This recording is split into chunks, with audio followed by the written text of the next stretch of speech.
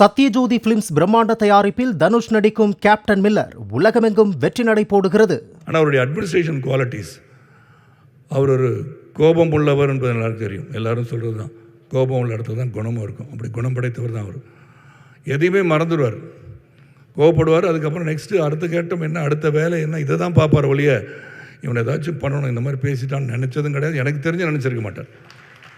நினைக்கின்ற குணம் அவரிடம் கிடையாது. அதனால தான் நான் சொன்னேன், வடிவேல் அவர்கள் வரவில்லையே, இதை பற்றி நீங்கள் என்ன நினைக்கிறீங்க கேட்கும். நான் சொன்னேன், வடிவேல் வீட்டில் உட்கார்ந்து இவரை நினைத்து அழுதிருக்கலாம். ஹியூமன் பீயிங் தானே, வர முடியலேன்னு நினச்சிருப்பார். வந்தால் வேறு எதுவும் சொல்லுவாங்களா, திட்டுவாங்களா நினச்சிருக்கலாம். அதான் மறப்போம் மன்னிப்போம் என்ற குணம் படைத்த விஜயகாந்த் அவர்கள் இதெல்லாம் பெருசாக எடுத்திருக்க மாட்டார். ஆனால் வடிவேல் அவர்கள் நிச்சயமாக அழுதிருப்பான்னு தான் நான் சொன்னேன். ஏன்னா நம்மளை பொறுத்த வரைக்கும் ஒரு பெரிய குடும்பம். நாசர் சொன்னது மாதிரி கோழி குச்சுங்களாம் ஒன்று சேர்த்து அரவணைத்து கொண்டு சென்றது போல் இந்த நடிகர் சங்கம் விழாலாம் இமேஜின் பண்ண முடியாது. இன்றைக்கும் நடத்துகிறாங்க.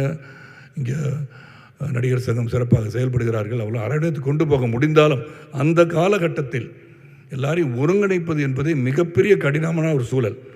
ஃபோன் போடணும், நேராக போய் பார்க்கணும், வர சொல்லணும், அவங்கவுங்க வேறு இடத்துல படப்பிடியில் இருப்பாங்க. ஆனால் ஒருங்கிணைத்த சக்தி என்று சொன்னால் அது புரட்சி கலைஞர் கேப்டன் விஜயகாந்த் அவர்கள் தான். அவர் ஆணையிட்டார், நாங்கள் செயல்பட்டோம். அந்த நாட்கள், அந்த 6 ஆண்டுகள் அவருடைய நிர்வாகத்திறனை நான் நேர்ந்து பார்த்துருக்கேன்.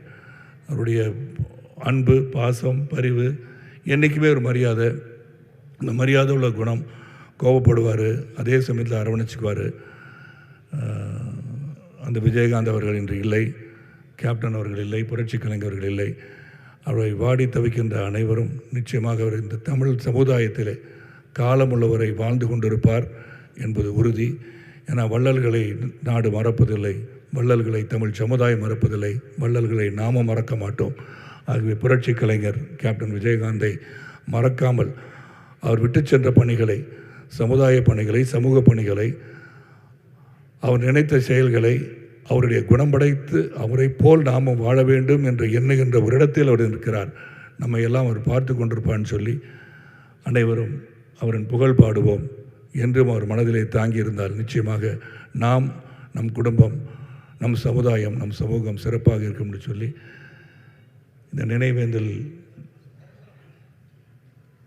இதுக்கு மேலே என்ன பேசுறது தெரியல. ஏன்னா பேசுறதுனால முடியாது.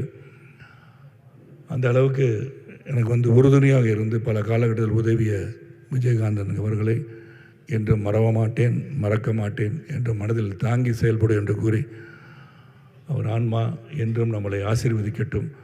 நடிகர் சங்கத்தை ஆசீர்வதிக்கட்டும், தமிழகத்தை ஆசீர்வதிக்கட்டும், தமிழ் சமூகத்தை ஆசீர்வதிக்கட்டும் கேட்டுக்கொண்டு விடைபெறுகின்றேன். நன்றி, வணக்கம். சத்யஜோதி பிலிம்ஸ் பிரம்மாண்ட தயாரிப்பில் தனுஷ் நடிக்கும் கேப்டன் மில்லர் உலகமெங்கும் வெற்றி நடை போடுகிறது.